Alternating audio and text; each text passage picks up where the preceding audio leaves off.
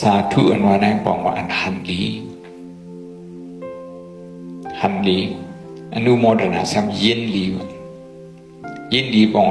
ว่าในใจเขาเนี่ยความหมายเนี่ยว่าขันสาเจ็ดลีความใจอันปันเมื่อเขาลองคุยหันลีเนี่ยว่ามันเป็น feeling นั่นนะ feeling ลีอนุโมทนาใน feeling ลีเขา feeling บอลีนั่นที่เราเห็นที่สาธุที่เราโมหันอันดีสาธุเนี่ยมันจะเรียกว่าเพิ่นมาที่วัดที่ว่ามาที่จอมบนเจ้ามันดูอยากด้านหลวงเพิ่นจังไงว่าสาธุมันจะถึงไหนกันอันสอนกันที่เตียนสาธุเนี่ยบอกว่าตั้งหันถึงในอยู่ที่เฮิรนจอมกันในกองที่แล้วเอาหมักดาสาธุเสียด้วยกันสาธุเนี่ยเพราะความอังกฤษของว่า positive thinking เนี่ยความหมายว่าก้าวมีวาระนะก้าวหนาวนี่เอาจีก้าวมีวาระอันลีมันดินมีไว้ก็ด้วยมันหันแรงอันเขาหันให้เขากะหันซ้ำกะหันอันลีมันเป็นอันหันลีแบบ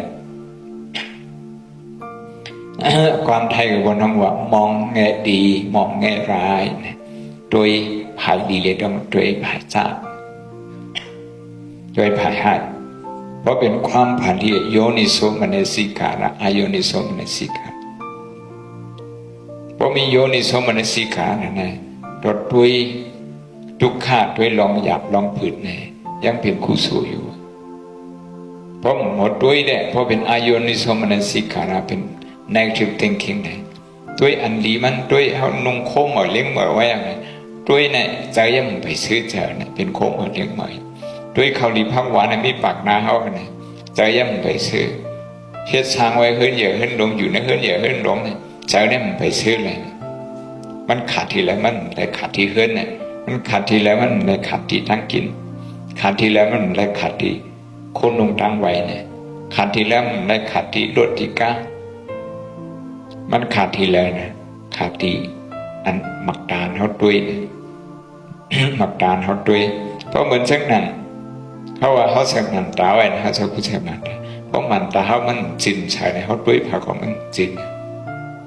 แต่การเขาเชื่อมและเสพมันตาเขาด้วยมันจำกันกูวันมันจำถึงนั้นนะมันมดดี มันมีกลุ่มมันมีผลมีสังเกตจะขัดด้วยนานเนี่ยจอมมันดีใช้มันใช้ด้วยสิ่งของมันใช้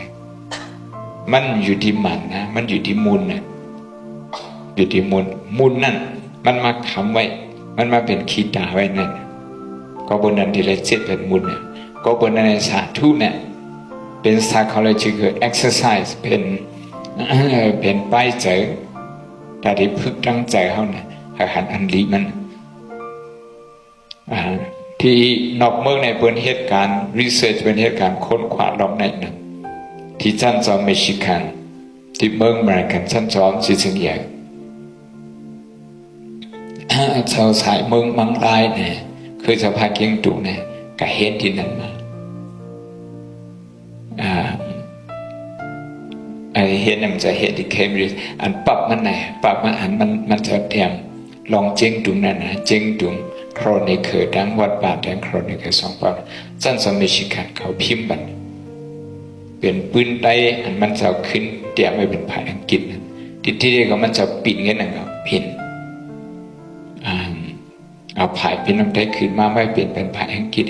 เจงตุงโครนิเกอร์เนี่ยมีในห้องทุเรียนเขาก็มีบาทแดงโครนิเกอร์ในวัดบาทอย่างที่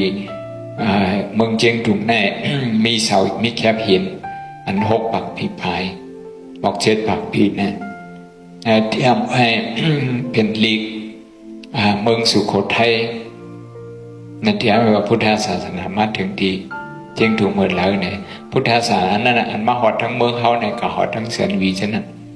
หอดทั้งจอกเมฉะนั้นมากูบอกเพชรอันแน่แน่ปืนมันมีที่นั่นอันแน่จะสายเมืองมังลายเอาขึ้นปีกเป็นภายอังกฤษอันเขาแคลาซึ่งเนี่ยชั้นสมิชิกันเนี่ยมันก็มีลองเกี่ยวกันทางเขาอันที่นั้นเขามี business school เนี่ยอันเป็นสอนผ่านการมักนี่นะมีชาลงคนหนึ่งสีแสงอย่างห้องว่า professor Kim Cameron มันเหตุด้วยการค้นคว้า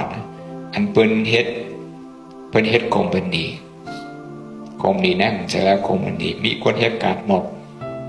30-40-50 ปาก2 ปากคนเหตุการณ์เนี่ยอ่านเฮงมันอ่านมึนมัน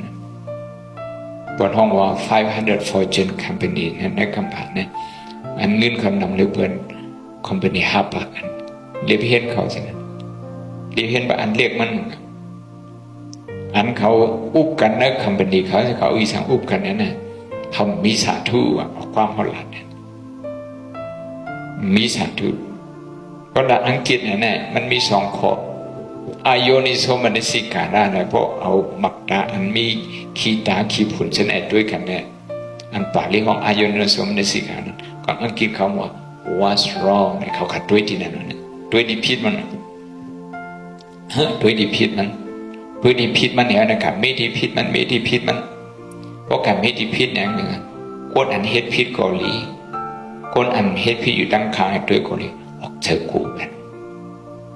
พอออกจากกูเนี่ยทำไมยังแค่พิษมันยังเห็นพิษเด็กกำเนิดพอออกจากกูพออ